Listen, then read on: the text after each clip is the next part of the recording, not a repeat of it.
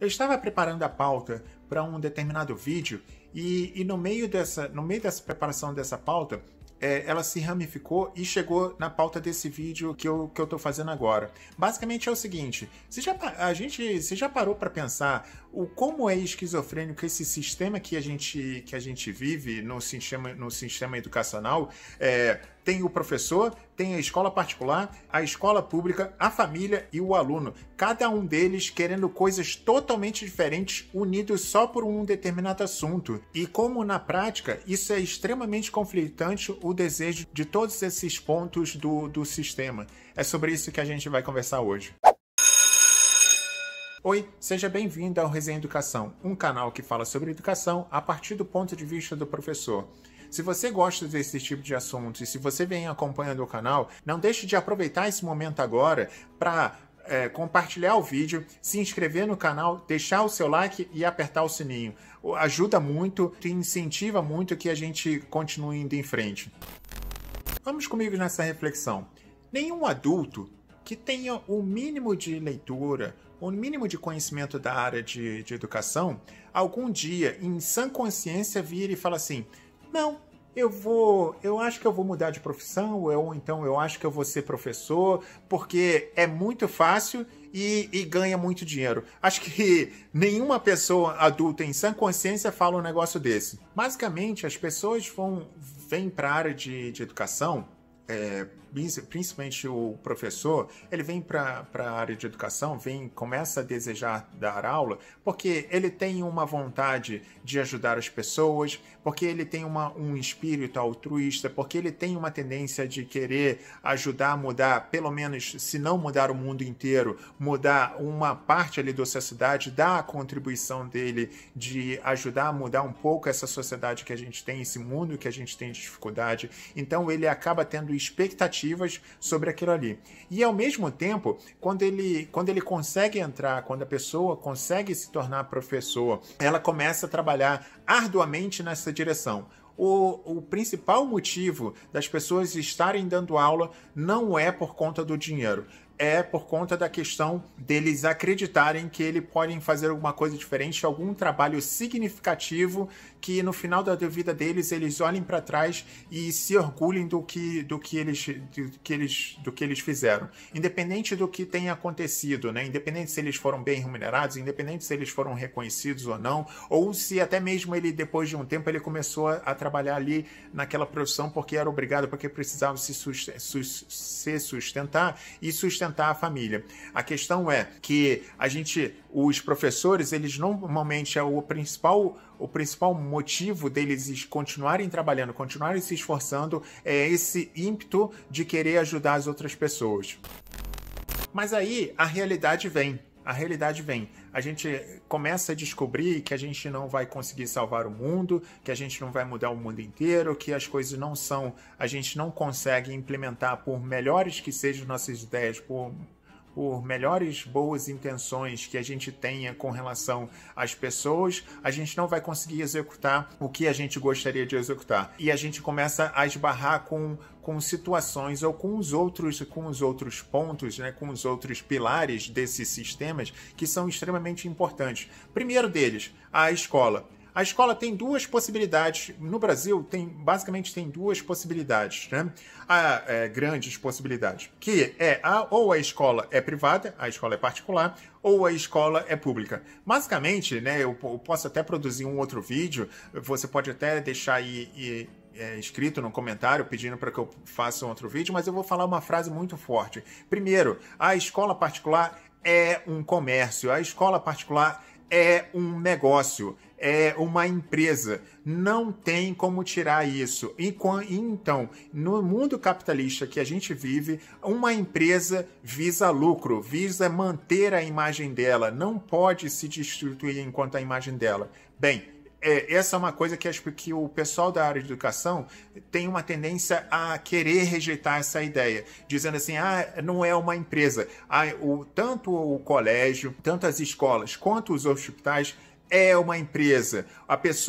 O médico lá está trabalhando, né, está atendendo o paciente, ele tem toda a vocação, ele quer ajudar o paciente, ele quer fazer o máximo pelo paciente, mas ele está ali trabalhando pelo dinheiro, né? Primordialmente pelo dinheiro. Ele pode até ajudar as outras pessoas fora, mas ali é uma empresa. E a escola é isso. Apesar da gente estar tentando negar isso durante muito tempo, a escola é um negócio e, enquanto negócio, ela visa o lucro, ela visa com que a imagem dela continue fortalecendo ela para que ela cresça. Por outro lado, na escola pública, a escola pública é um grande teatro. Um grande teatro no seguinte sentido: nem tudo que acontece dentro das escolas deveria estar acontecendo. O governo quer manter, muitas das vezes, aquele modelo ali, ou simplesmente ele está perdido com relação ao que ele deveria estar fazendo a escola. Então, os professores estão indo trabalhar dentro das escolas com uma visão,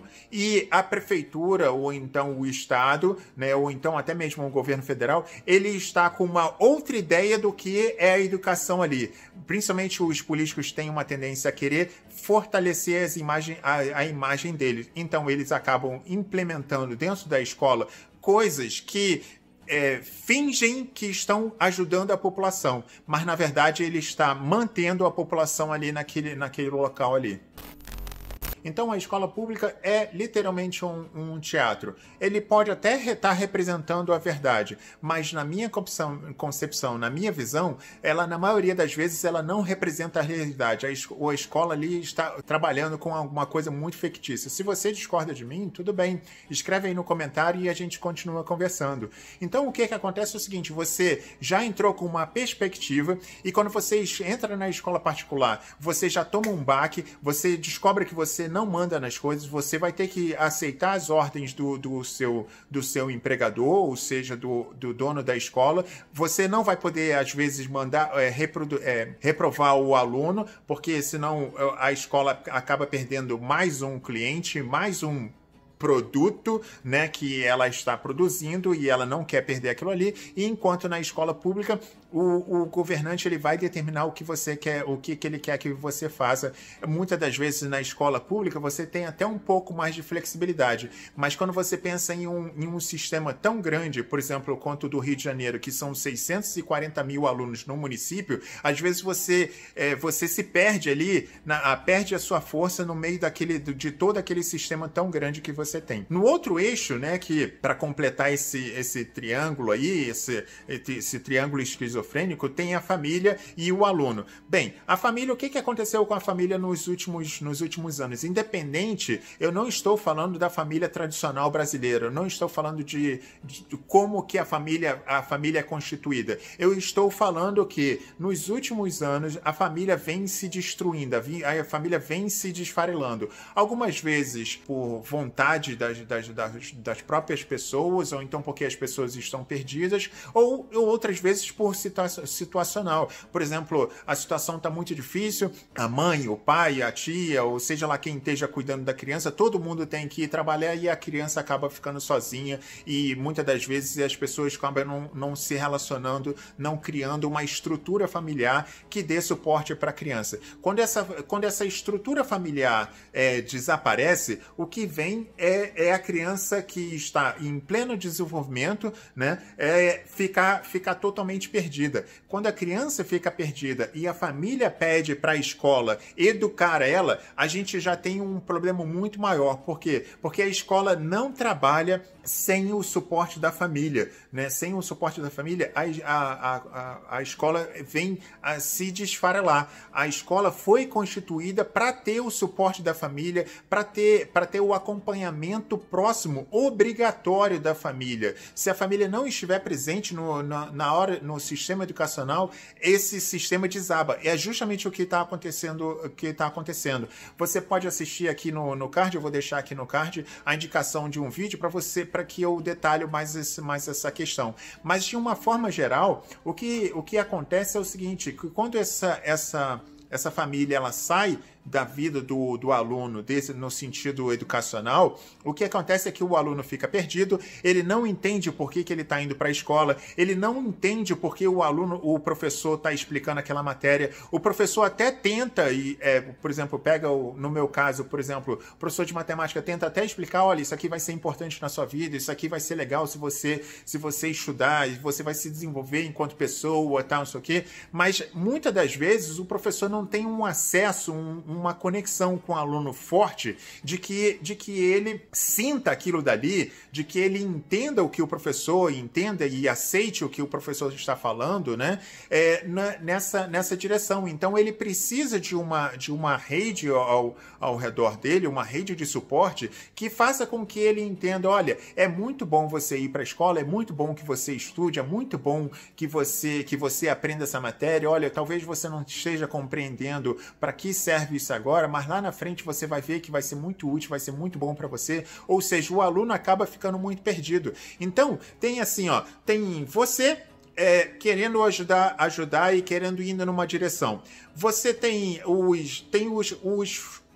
a escola particular que está querendo ganhar dinheiro. Então, muitas das vezes acontecem conflitos de interesse. O aluno precisa ser reprovado, porque ele não tem condições nenhuma de ir para frente, o aluno não sabe ler, o aluno não sabe somar 2 mais 2, o aluno não sabe fazer coisas que são básicas, e o cara está lá no 8º ou 9º ano, e o sistema só está empurrando para frente. Então, quando eu falo precisa de ser reprovado, é no sentido, olha, se ele continuar indo para frente, é um crime aprovar esse aluno, né? Eu sou muito a favor, ao contrário do que eu estou falando agora, no sentido de, eu sou muito a favor de que o aluno tenha uma possibilidade dele ir para frente, mas tem muitos casos que o caso é tão drástico, é tão intenso, que o aluno não pode ir para frente, no sentido que seria desonesto,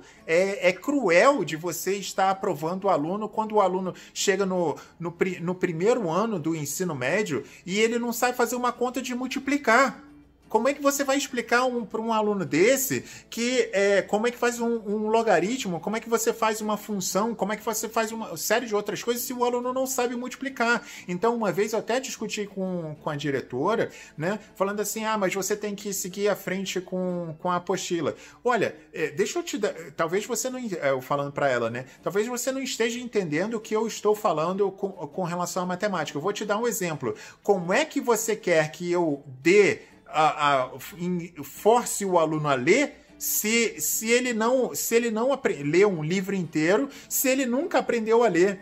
Ou seja, eu tenho que ensinar ele a ler primeiro para ele conseguir ler o livro. Não adianta eu ir para frente. Então, jogar esse aluno para frente é simplesmente assim, eu estou me livrando do problema. E muitas das vezes o que acontece na escola particular e na escola pública é justamente isso, é um conflito de interesse, onde você está vendo que aquele caso ali não tem como ser julgado daquela forma, mas a escola particular ela precisa tratar o aluno enquanto produto, o pai enquanto um cliente, e o produto precisa ser desenvolvido ali para o pai, né? E mais ainda, mais fatores esquizofrênicos. Às vezes o pai dá suporte para a escola particular, no sentido dele falar assim, olha, é um prejuízo muito grande para mim eu reprovar o meu filho, eu quero que ele seja aprovado, mas o seu filho não tem condições de ir para frente. Tudo bem, lá na frente eu conserto isso.